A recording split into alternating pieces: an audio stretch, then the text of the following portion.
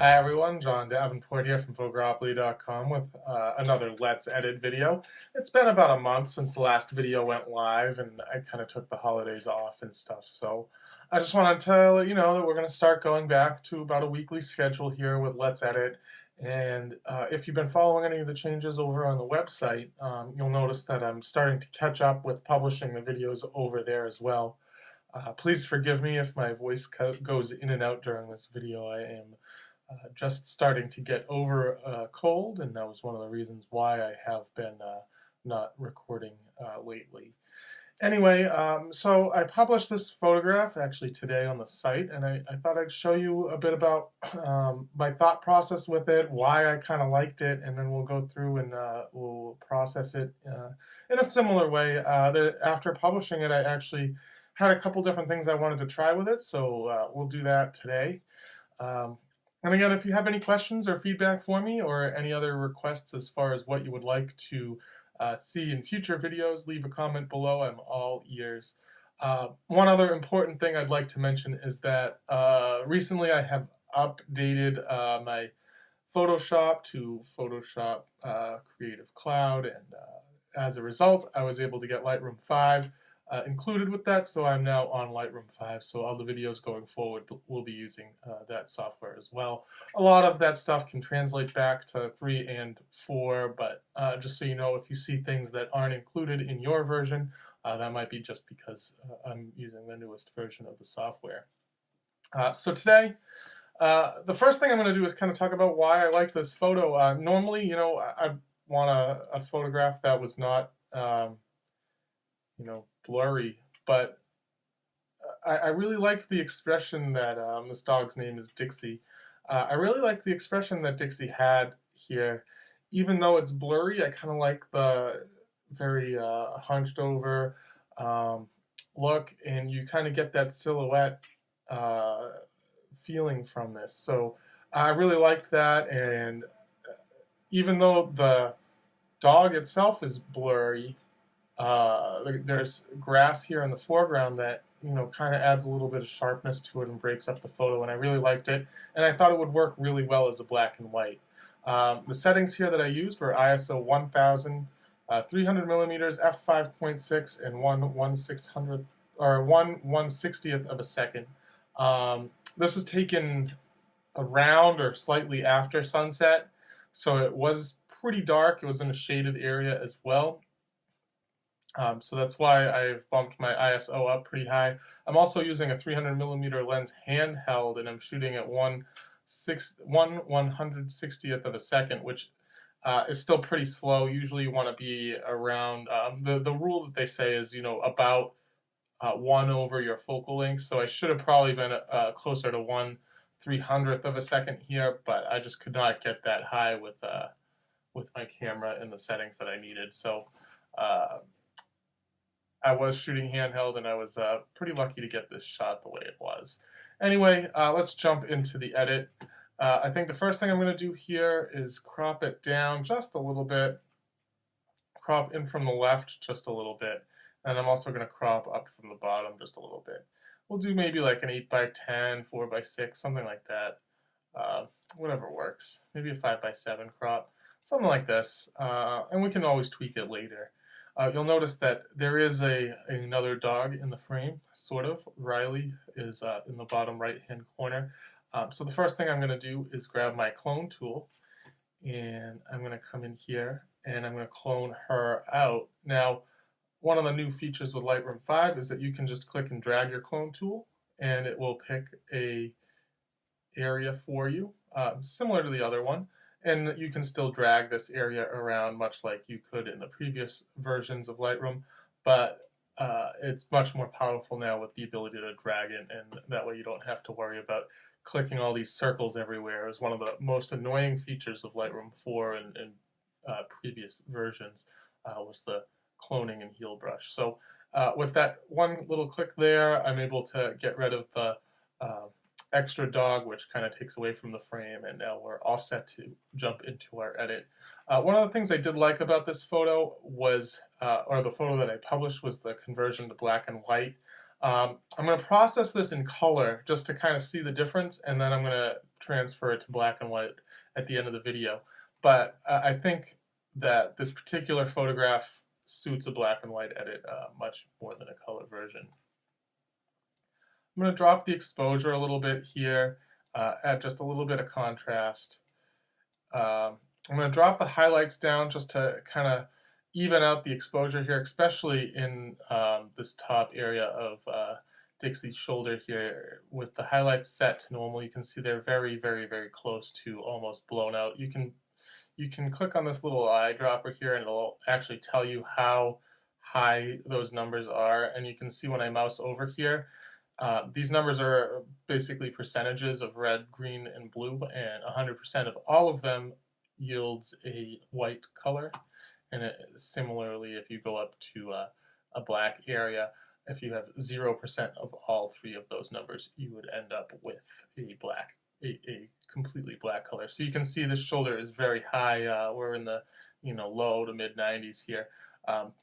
If I drop that exposure down, it'll definitely help that out a little bit, bring it down into the 80s or so. So that's good.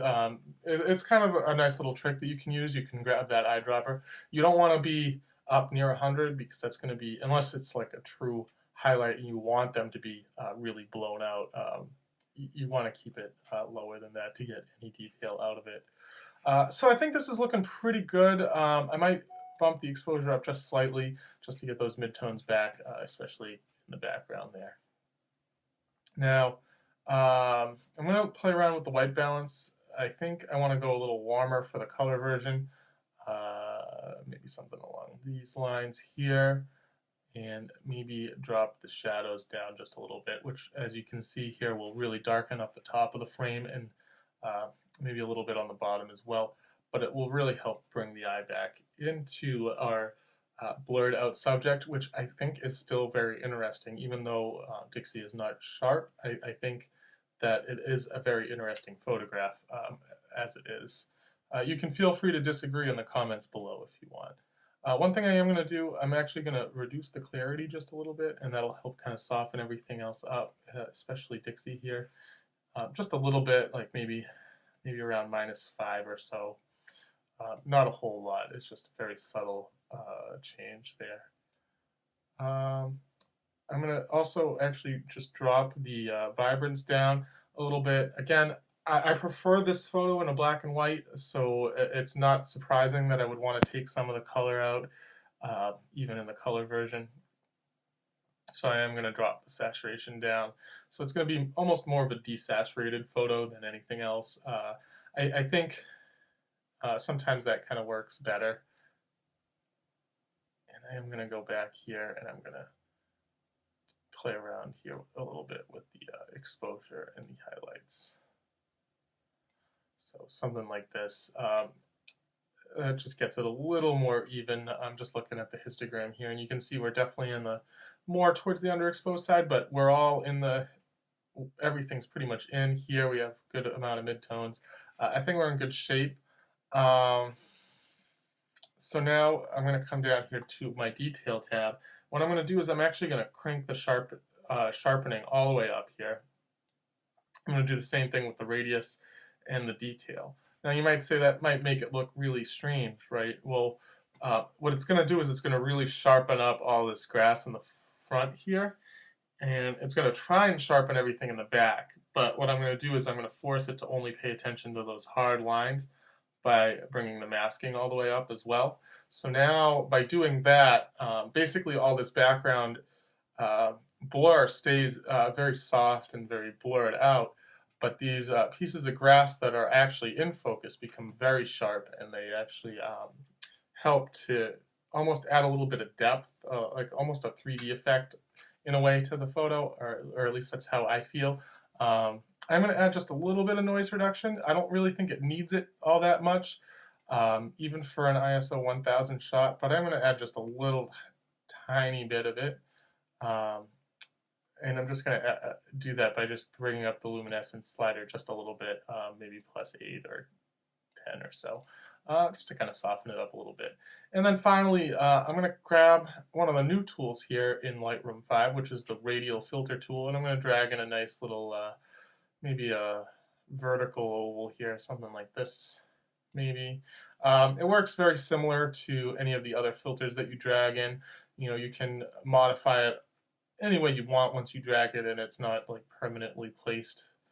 So you can make it wider um, or thinner, and you can move it around as much as you want. So I'm going to do something like this, just a very simple thing here. And what I'm going to do actually is drop the clarity down and drop the sharpness down, and I'm going to drop the exposure down just a little bit here. All of this is very little, and I'm going to increase the feather to 100, which will really feather in kind of a, maybe we won't go that far, maybe like 75 or so, which will really just create a nice vignette. It'll add a little bit more edge blurring, which will help focus you to the subject, which is also not focused, but it kind of does help trick the eye a little bit there. I'm going to expand this a little bit in the vertical and in the horizontal direction, something like this. So, you know, it does look pretty good as a color image. I don't know, we'll see. I'll convert it to black and white in a second. But here's our before image. It's not anything special. I mean, we didn't really do a huge change here. Changing the white balance and adding a little bit of extra sharpness, and that vignette really seemed to help. Also, obviously, taking out Riley here helped even out the image and really focus in on Dixie. Now we're just going to go over back to our basic tab. I'm just going to click on black and white. And personally, I think the black and white works a lot better for this. Again, here's the before image, and here's the after image, and then here's the color image. My personal favorite is the black and white. I'd add maybe just a little bit more contrast and maybe a little bit more exposure just to the black and white to really make those whites pop off the black and the grays. But that's just me. Anyway, I hope you enjoyed this video. It was probably a little longer than the other Let's Edits, but there was kind of a lot I wanted to talk about, and I think it, you know, really needed to be a little longer than the normal ones. Anyway, thank you for watching, and I will be back again next week with another video, and there's more stuff coming as well, so stay tuned for that. Bye for now.